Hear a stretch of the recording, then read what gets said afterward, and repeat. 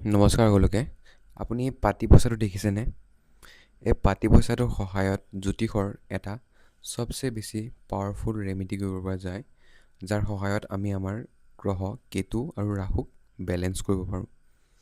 আচলতে আপোনাৰ এই পাতি পইচাটোৰ সহায়ত আপুনি ৰাহুৰ বা কেতুৰ মহাদশাত আপুনি ভাল প্ৰভাৱ পাব পাৰে।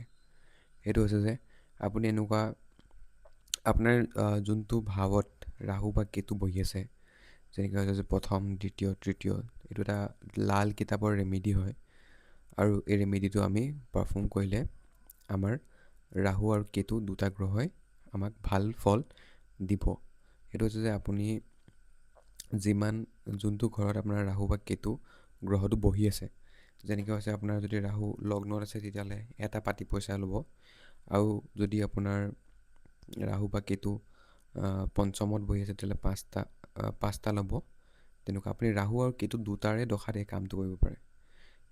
আপুনি যিমানটা পাতি পইচা লৈছে, যিমানটা যোনটো ঘৰত ৰাহু বা কেতু বহি আছে সেই ঘৰটোৰ হিচাপত আপুনি পাতি পইচা ল'ব, আৰু সেই পাতি পইচাটো লৈ পেলাই আপুনি বৈ থকা চফা নদীত পেলাই দিব। নিজৰ মূৰৰ ওপৰেদি 7 পাক এণ্টি ক্লকৱাইজত এই পাতি পইচাটো ঘূৰাই ল'ব। ঘূৰাই পেলাই তাক আপুনি কোনোবা চফা নদী বা মানে বৈ থকা নদীত, চফা পানী থকা নদীত আপুনি সেই পাতি পইচাটো পেলাই দিব।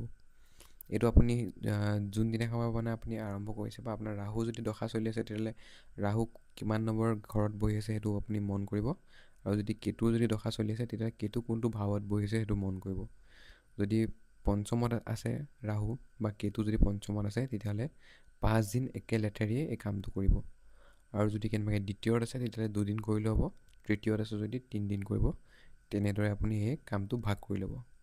এইটো এটা বহুত বেছি সহজ আৰু সৰল প্ৰতিকাৰ।